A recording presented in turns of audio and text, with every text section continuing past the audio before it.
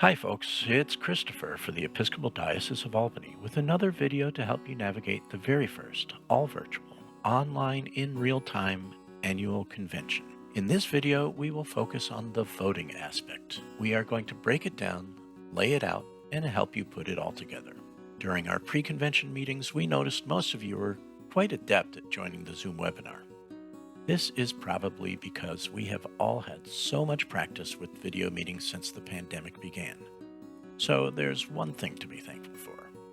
And we wish to thank you for taking this time to serve your parish and the diocese by participating in our annual convention.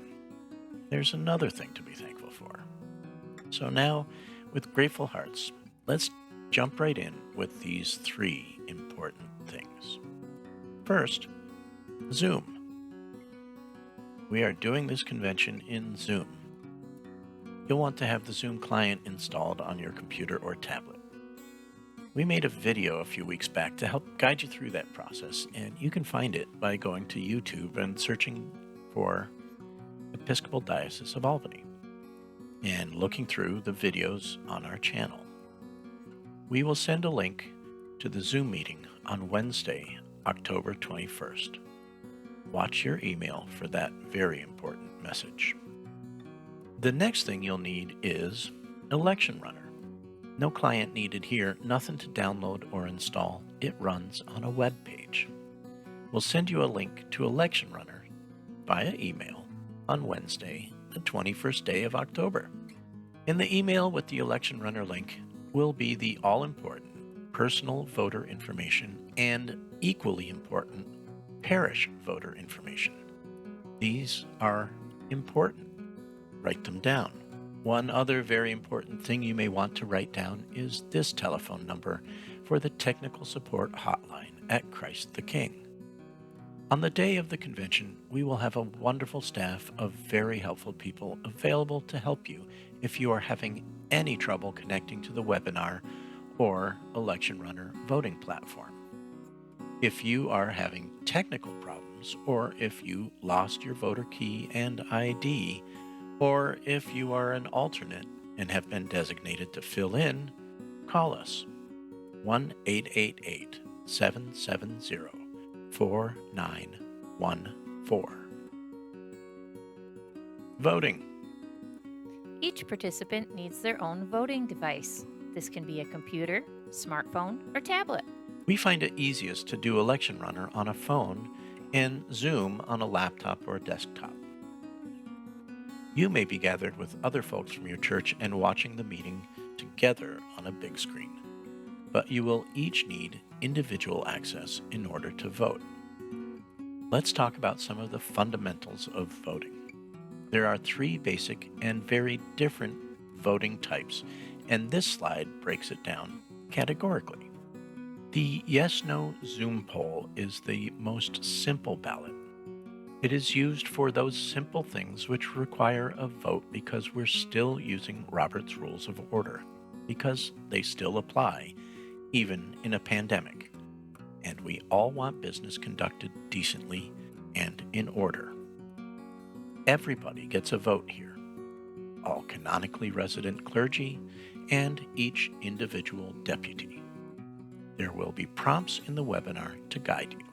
Plurality votes are also for all canonically resident clergy and each individual deputy to participate in by each casting one vote.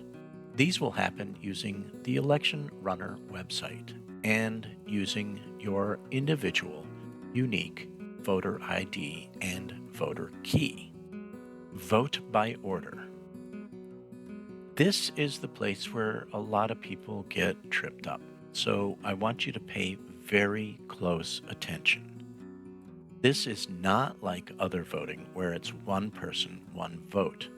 This is vote by order, where the deputies of a parish cast one vote on behalf of the entire parish. All canonically resident clergy will get a vote and will use their unique voter ID and key, but only one vote from each parish may be cast. And thus we have assigned a parish voter ID and key unique to each parish.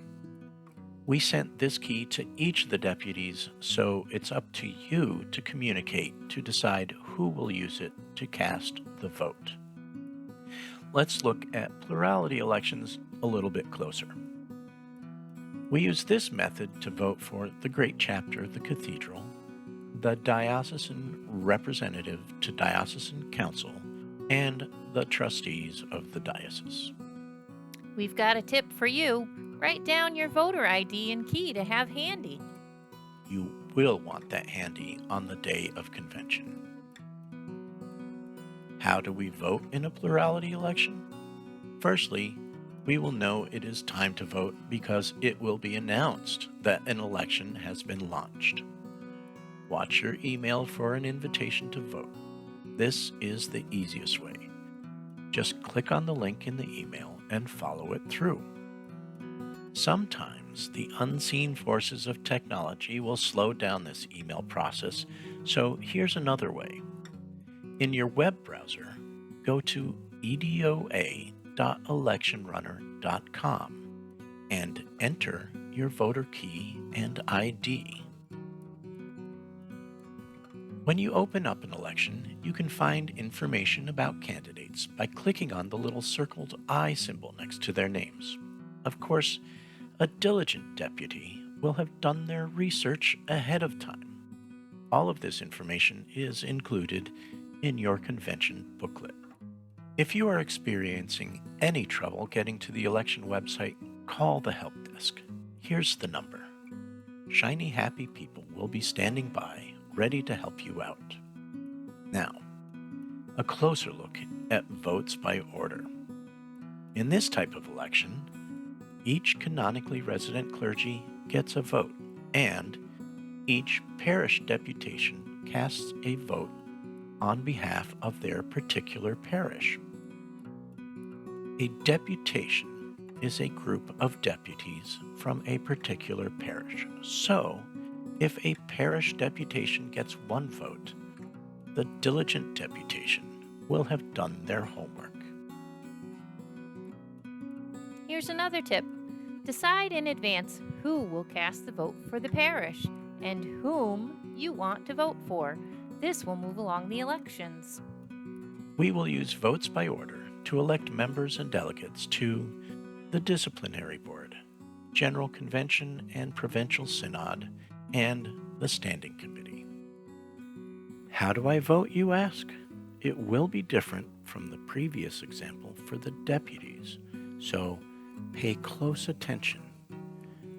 Firstly, we will know it is time to vote because it will be announced that an election has been launched. That part will not change. Clergy will get an email inviting them to vote.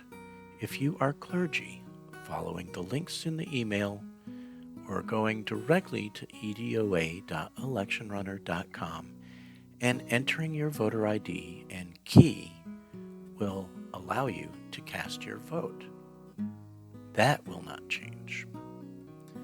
The parish deputation voter will need to go directly to edoa.electionrunner.com. They will not get an email.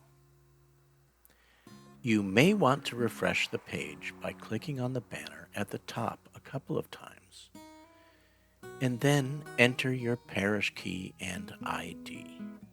And remember, when voting by orders, clergy will use their regular voter ID and key, and only one deputy from each parish will use their parish ID and key. That is, their parish ID and key. And also remember, we have a toll-free number just for your assistance with technical issues during convention.